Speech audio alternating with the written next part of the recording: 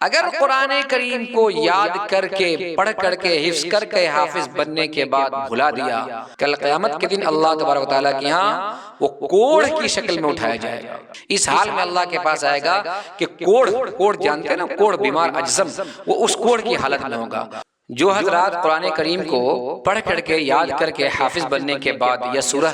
زبانی یاد کرنے کے بعد بھول جاتے ہیں، اس کو پھر دوبارہ یاد کرنا چاہتے ہیں، تو ان کے لیے چند طریقے پیش خدمت ہیں۔ سب سے پہلی بات یہ ہے کہ آدمی گناہوں سے پاک ہو جائے، یعنی گناہ کو چھوڑ دے، گناہوں سے توبہ کر لے۔ دوسری چیز ہے کہ ایک دعا ہے جو ہر قرآن کریم کے ختم پر نیچے لکھی ہوئی ہوتی ہے، دعا ختم القرآن، اللہم ذکرنی منہ ما نسیت وعلمنی منہ ما جہلت وارزقنی تلاوتہ آناء اللیل وآناء النہار۔ اس دعا کا اہتمام کرے، اللہم ذکرنی منہ ما نسیت، اے اللہ ہمیں یاد دلا دیجئے وہ بات جو ہم بھول چکے ہیں۔ تیسری چیز یہ ہے کہ قرآن کریم بھولے ہوئے قرآن کریم کو یاد کرنے کے طریقے کے تعلق سے آپ نے جس قرآن کریم میں حفظ کیا ہے وہ قرآن کریم اگر آپ کے پاس ہو تو آپ اسی قرآن میں پھر سے یاد کرنا شروع کریں۔ اگر بعینہ وہ قرآن کریم نہیں ہے آپ کے پاس تو کم سے کم وہ نسخہ، جس نسخے کے اندر آپ نے حفظ کیا ہے وہ نسخہ لے لیں اور اسی نسخے میں حفظ کریں۔ صفحہ والی قرآن ہوتی ہے، صفحہ والی قرآن میں اگر آپ نے حفظ شروع کیا تھا، حفظ کیا تھا تو صفحہ والی میں ہی آپ پڑھیں۔ عام طور سے قرآن کریم کے صفحہ والی میں دو سائز، ایک چھوٹی ہوتی ہے ایک بڑی ہوتی ہے، تو اگر آپ نے چھوٹی والی میں حفظ شروع کیا تھا تو آپ دوبارہ پھر اسی میں یاد کریں۔ اگر آپ نے بڑی والی میں حفظ شروع کیا تھا تو آپ دوبارہ اسی میں یاد کریں، اس سے بڑا فائدہ ہوگا، ذہن پر بات جلدی اثر کرے گی۔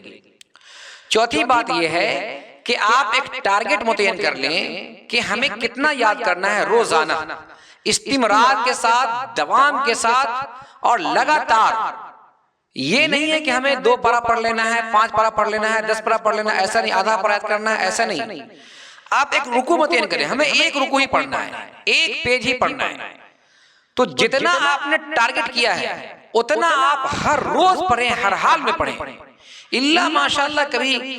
ناگہانی کوئی ایسا کام آ جاتا ہے، آدمی اتنا مصروف ہو جاتا ہے تو وہ الگ بات ہے، لیکن آپ ٹارگٹ بنائیں کہ ہمیں روزانہ کتنی فرصت ہے، آدھا گھنٹہ وقت نکال پاتے ہیں، 1 گھنٹہ وقت نکال پاتے ہیں اپنی تمام تر مشغولیات سے نکال کر کے، اتنے ہی آپ یاد کریں۔ اگر آپ نے رکوع سے گردان کیا ہے تو رکوع سے یاد کریں، اگر آپ نے صفحہ سے یاد کیا ہے تو صفحہ سے یاد کریں، اور سبقاً یاد کریں، یعنی جیسے آپ نے سبق کو رٹا مار کر کے یاد کیا تھا اور ایک آیت ایک لفظ رٹا، پھر اس کو پیچھے سے ملایا، پھر رٹا، پھر پیچھے سے ملایا، پھر رٹا، پھر پیچھے سے ملایا، یہی سلسلہ اسی سلسلہ سے شروع کر دیں۔ پھر آپ ایک ہفتے میں جتنا پڑھ لیتے ہیں سبق پارہ کے طور پر، ایک ہفتے میں پھر اس کو دوہرائیں، جب وہ یاد ہو جائے تب آگے بڑھیں۔ پھر اس کے بعد جب آپ کو 1 پارہ یاد ہو جاتا ہے، 2 پارہ یاد ہو جاتا ہے تو پھر آموختہ، یعنی جس ترتیب سے بچہ حفظ کرتا ہے، استاذ کو سبق سناتا ہے، پھر سبق پارہ سناتا ہے، پھر آموختہ سناتا ہے، بعین ہی یہی چیز آپ کریں، سبق کے طور پر کچھ یاد کر لیں، کچھ سبق پارہ کے طور پر یاد کر لیں اور کچھ آموختہ کے طور پر۔ اگر آپ کے پاس کوئی میسر ہے حافظ تو اسے آپ سنا دیں، اگر کوئی حافظ موجود نہیں ہے تو موبائل فون تو ہر ایک کے پاس رہتا ہی ہے، موبائل فون میں ریکارڈنگ کا سسٹم ہوتا ہے، آپ ریکارڈنگ کر لیں اپنے الفاظ کو، اور پھر اس کے بعد ریکارڈنگ کرنے کے بعد سامنے قرآن رکھیں، قرآن میں آپ دیکھ کے سنیں، آپ کی ریکارڈنگ چل رہی ہوگی، اس طرح آپ کو معلوم ہو جائے گا کہ ہم سے کہاں پر مسٹیک ہوا ہے، کہاں پر ہم بھولیں، کہاں پر ہم غلط پڑھیں۔ اس کے بعد ہفتے دن میں 10 دن میں جب موقع ملے کسی حافظ صاحب کو سنا دیں۔ اس طرح سے اگر یاد کرنے کی کوشش کریں گے انشاءاللہ، زیادہ نہیں 1 سال کر لیجئے، 1 سے 2 سال کے اندر انشاءاللہ پھر وہ بھولا ہوا قرآن آپ کے قابو میں آ جائے گا۔ جب قرآن قابو میں آ جاتا ہے تو پھر آپ معمول بنا لیں کہ ہم روزانہ 1 پارہ پڑھیں گے یا روزانہ 2 پارہ پڑھیں گے۔ ہم لوگ جب سمرہ میں پڑھ رہے تھے تو ہمارے اساتذہ نے ہم کو نصیحت کی تھی کہ روزانہ 3 پارے کا معمول بنا لو تاکہ ہر مہینے 3 ختم ہو جائے، لیکن روزانہ 3 پارہ نہیں ہو پاتا ہے، لیکن 1 پارہ 2 پارہ تو آدمی پڑھ لیتا ہے، تو بہرکیف روزانہ پھر آپ معمول بنا لیں۔ ایسا نہ ہو کہ پھر ایک بار یاد کیا تو وہ زندگی بھر رہے گا، بالکل بھی نہیں۔ آپ کو ہمیشہ پڑھتے رہنا ہے، ہمیشہ یاد کرتے رہنا ہے۔ اگر آپ اس ترتیب سے، اس نہج سے یاد کریں گے، انشاءاللہ دوبارہ پھر سے آپ قرآن یاد ہو جائے گا، آپ تراویح سنا لیں گے۔ اور جب پورے قرآن کریم کو آپ یاد کر لیتے ہیں اور حافظ صاحب کو سنا لیتے ہیں تو پھر آپ نفل میں پڑھنا شروع کر دیں۔ 2 رکعت نفل نماز کی نیت باندھیں اور اس میں جتنا ہو سکے اتنا پڑھیں۔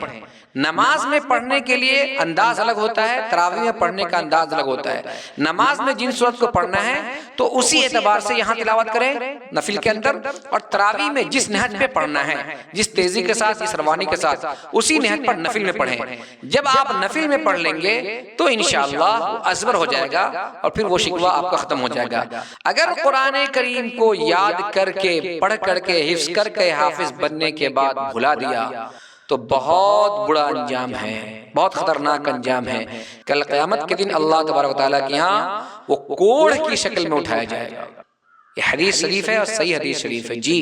اس حال میں اللہ کے پاس آئے گا کہ کوڑھ جانتے ہیں نا، کوڑھ بیمار اجزم، وہ اس کوڑھ کی حالت میں ہوگا۔ تو جیسے دستار بندی ہوتی ہے اور اتنی خوشی ہوتی ہے اور حافظ نوشے باؤ بنتے ہیں اور مالے پہنائے جاتے ہیں اور خاندان کے اندر دعوت تقسیم ہوتی ہے، گلے لگایا جاتا ہے، ہونی چاہیے، بہت اچھی بات ہے، اعزاز استقبال ہونی چاہیے، لیکن اس کو برقرار رکھنا ہے مرتے دم تک۔ اگر بڑھاپا کی وجہ سے یا ذہن کمزور ہونے کی وجہ سے اگر وہ بھول گیا تو اللہ کی آپ پکڑ نہیں ہوگی، لیکن اپنی غفلت کی وجہ سے، سستی کی وجہ سے، قرآن نہ پڑھنے کی وجہ سے بھول گیا تو بہت برا انجام ہے۔ دعا کرتے ہیں اللہ تعالیٰ سے، اللہ تعالیٰ ہمارے سینے کے اندر اور تمام حفاظ کرام کے سینے کے اندر قرآن کریم کے الفاظ کو، اس کے معنی کو، مفاہیم کو محفوظ فرمائے۔